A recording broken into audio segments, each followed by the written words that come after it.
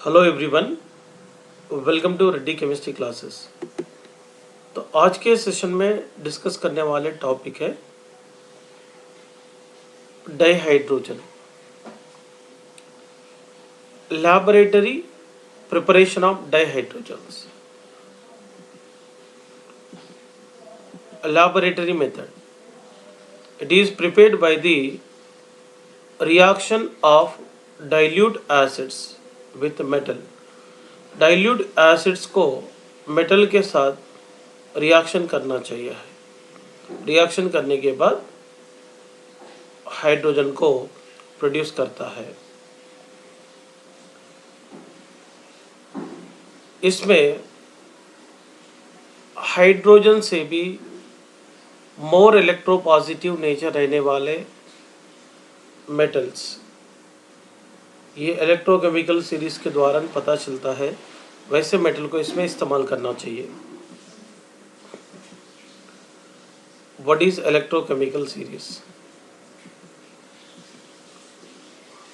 A serial arrangement of metallic elements or ions according to their electrode potential determined under specific conditions.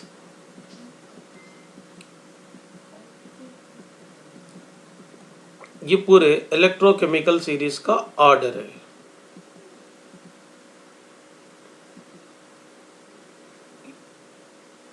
Okay ना, ये ऊपर most reactive metals है, नीचे less reactive वाले हैं। So first one laboratory method में discuss करेंगे कैसे प्रिपरेशन किया जाता है। Zn को 2 मोल ऑफ HCl के साथ रिएक्शन करने के बाद ZnCl2 को देते हुए H2 को प्रोड्यूस करता है। Zn को H2SO4 के साथ रिएक्ट करने के बाद ZnSO4 प्लस H2 प्रोड्यूस करेंगे। It can also be prepared by the reaction of Zn with aqueous alkali. देखो, Zn को aqueous मीडियम में रहने वाले NaOH के साथ रिएक्शन करने के बाद यहाँ पर Na2 ZnO2 and H2 produce होता है।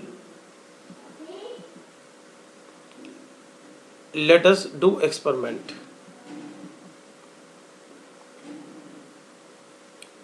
Okay. Take wolf bottle, a thistle funnel and tube. Arrange the above apparatus with the help of the teacher. Third, place some granulated pieces of zinc in the bottle containing water.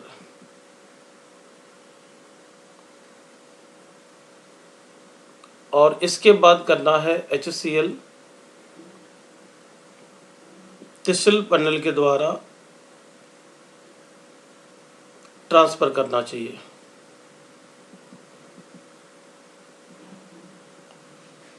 First of all ये bottle लेना है, इसमें thistle funnel use करना चाहिए। इस thistle funnel के द्वारा generally HCl को ट्रांसफर कर सकते हैं। देखिए, फर्स्ट ऑफ ऑल HCl रहने वाले सॉल्यूशन में जिंक ग्रैन्यूल्स को रखने के बाद Zn ने HCl के साथ रिएक्ट होकर हाइड्रोजन गैस को कंटिन्यूसली प्रोड्यूस करता है। देखिए, जिंक ग्रैन्यूल्स रहने वाले बॉटल में HCl का एडिशन करने के बाद Zn और HCl रिएक्ट होकर ZnCl2 बनाते हुए H2 गैस को एयर बबल की फॉर्म में रिलीज करता है। Laboratory method, which kind of metal is used for the production of dihydrogen? More electropositive than hydrogen, less, option B, less electropositive than hydrogen, C by any kind of metal. D can't be produced. तो option A is correct.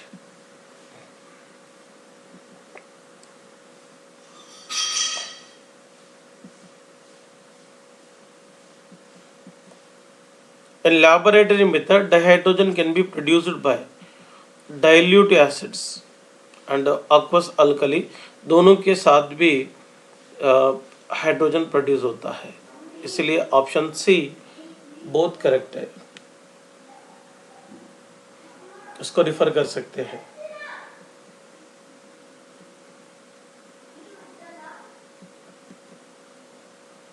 Commercial production of dihydrogen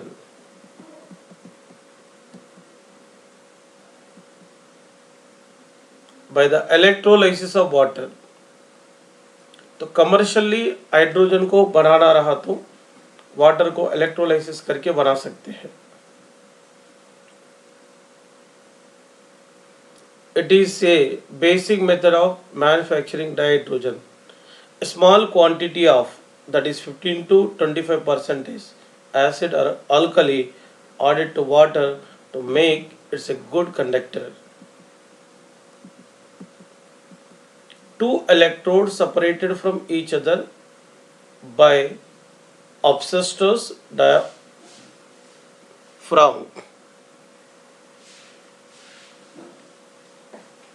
When electricity is applied, water can be dissociated into oxygen and dihydrogen gas. Dihydrogen gas is collected at the cathode and dioxygen at anode. तो किस तरीके से होता है देखेंगे। First of all reaction, अगर H2O को electrolysis करने के बाद कैथोड पे H2 गैस, एनोड पे O2 गैस प्रोड्यूस होता है। कैसे होता है देखेंगे। ऑब्सेस्टोस डायाफ्राम बीच में रखना है, रख के यहाँ पर प्लैटिनम इलेक्ट्रोड्स को यूज करना है। इसमें प्लैटिनम इलेक्ट्रोड में एक इलेक्ट्रोड एनोड, दूसरा इलेक्ट्रोड कैथोड जैसे काम करेंगे। तो first of all H2O dissociate होता है,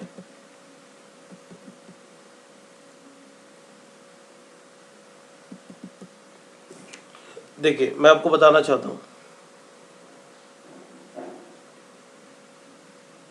H2O इलेक्ट्रोलाइसिस करने के बाद H plus and OH minus में कन्वर्ट होगा।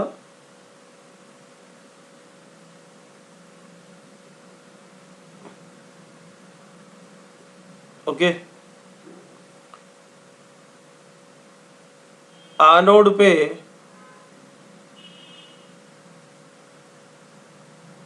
OH माइनस डिपॉजिट होकर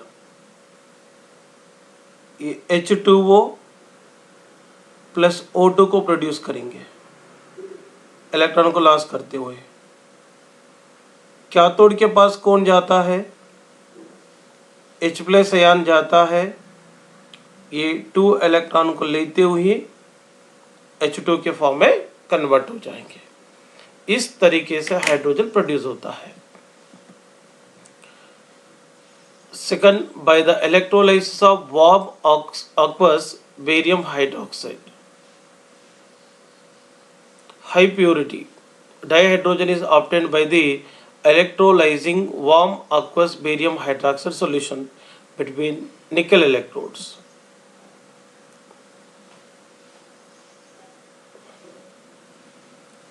See, by the electrolysis of brine solution,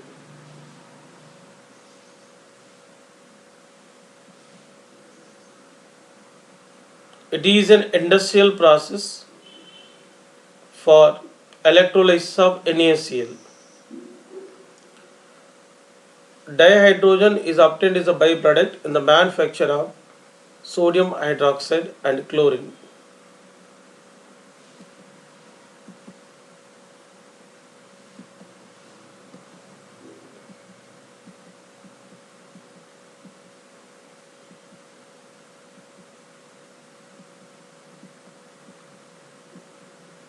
देखिए the reaction that takes place on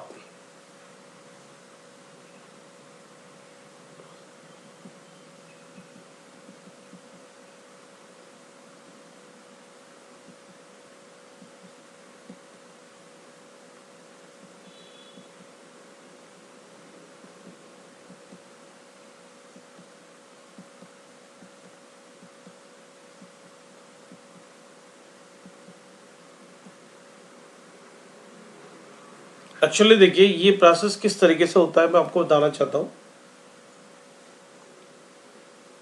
यहां पर aqueous NaCl ये ब्रांड सॉल्यूशन माना जाता है।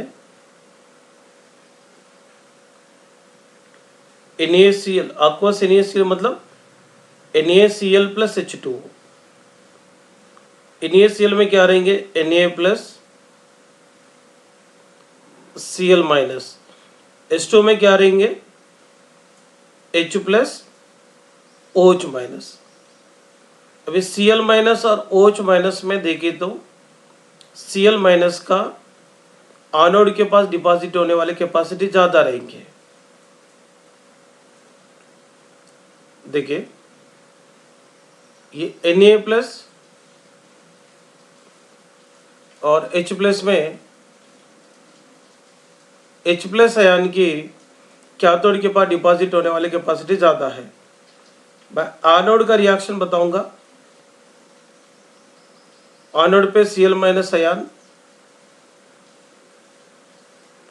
एनोड के पास Cl माइनस आयन ट्रांसफर होकर वो Cl2 में कन्वर्ट होते हुए 2 इलेक्ट्रॉन को लॉस करता है।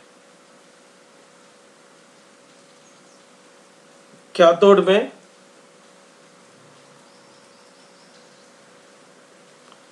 H प्लस आयन जाकर एनोड के पास एनोड से मिला हुआ इलेक्ट्रॉन को लेकर H2 में कन्वर्ट होगा, इसलिए यहाँ पे कैथोड पे H2 प्रोड्यूस होता है। देखिए बचा हुआ Na plus and OH minus दोनों मिलकर NaOH बनते हैं। मतलब brine solution that is aqueous NaCl solution को इलेक्ट्रोलाइसिस करने के बाद एनोड पे Cl2 कैथोड पे H2 प्रोड्यूस होते हुए NaOH भी बनता है।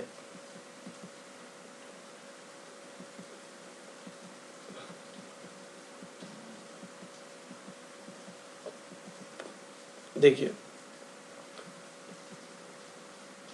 एनोड पे Cl2 गैस, कैथोड पे H2 गैस प्रोड्यूस हो रहा। During electrolysis of water acid or alkali is added to make good conductor। Water को एसिड और अल्कली स्मॉल क्वांटिटी में ऐड करने का मेन रीजन होता है इसको अच्छे कंडक्टर बनाने के लिए।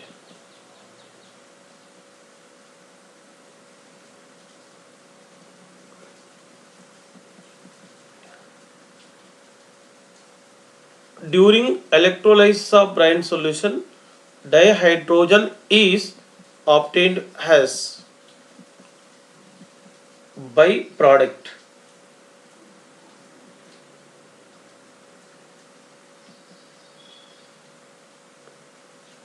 एक्चुअली वो ब्राइन सॉल्यूशन से बनाने वाले मेन प्रोडक्ट होता है NaOH and Cl2। commercial production of dihydrogen by the reaction of steam on hydrocarbons or coke। Reaction of steam on hydrocarbon or coke at high temperatures in the presence of a catalyst to give dihydrogen as a product।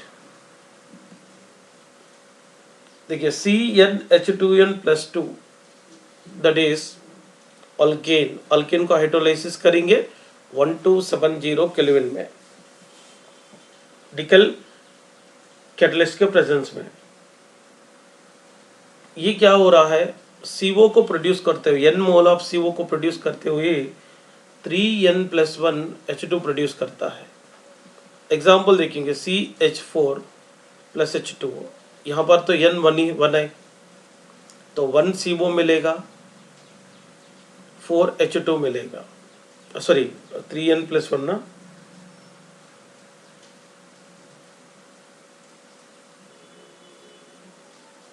Three H2, 3+1 4H2 ना। एक minute, यहाँ पे balancing equation देखेंगे,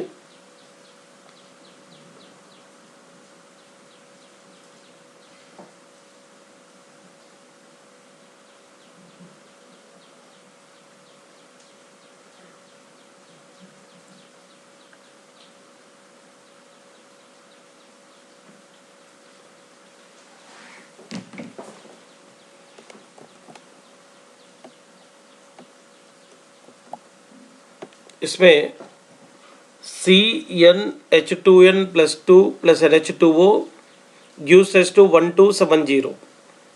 यहाँ पर n mole of CO दिए हैं,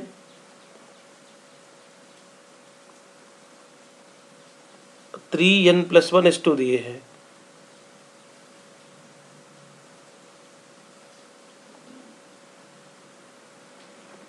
एक मिनट, इसको बैलेंसिंग करके देखेंगे बरोबर। तो नीचे वाला तो बैलेंस हो गया, एक दूसरा एग्जांपल ले लेंगे।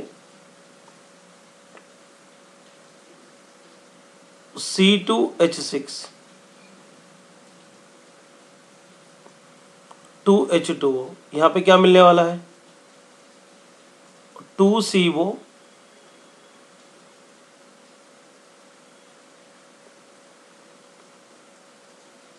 4H2 मिल रहा है।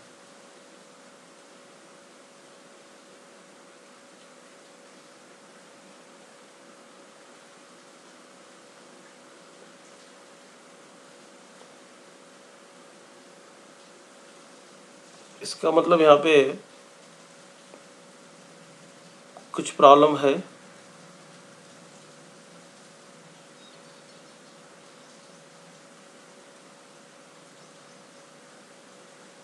इसीलिए आप लोग वो जनरल फॉर्मूला को रेफर करने की जगह आप डायरेक्टली बैलेंसिंग करके लिख लो। Reaction of steam or hydrocarbons or coke at a high temperature in the presence of a catalyst yield dihydrogen। Carbon को H2O के साथ रिएक्ट करने के बाद CO + H2 मिलेंगे।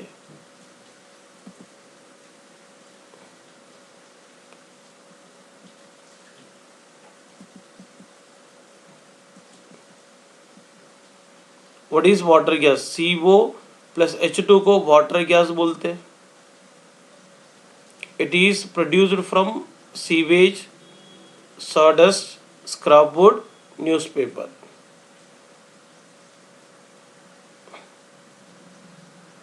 It is useful for the synthesis of methanol and a number of hydrocarbon। It is also called as synthesis gas or syngas। What is coal gasification? Bosch process। The process of producing syngas from coal is called coal gasification। Carbon को H2O के साथ react करने के बाद CO + H2O को produce कर रहा है। What is water gas shift reaction? The production of dihydrogen can be increased by reacting carbon monoxide of syngas with steam in the presence of iron chromate catalyst। Generally water gas में CO + H2 produce होगा, तो water gas में रहने वाले CO को और क्या करेंगे, H2O के साथ रिएक्ट करेंगे आयरन क्रोमेट के प्रेजेंस में 673 केल्विन टेम्परेचर में। ये क्या करता है, CO2 प्रोड्यूस करते हुए H2 को प्रोड्यूस कर रहा है। यहाँ पे H2 का प्रोडक्शन बढ़ रहा है। Different sources of commercial production of dihydrogens. Petrochemical से मिलता है 77%, और कोल से मिलता है 18%, इलेक्ट्रोलाइसिस से मिलता है 4%, अदर सोर्सेस है 1%। Water gas is a mixture of CO and H2। Option D correct होता है।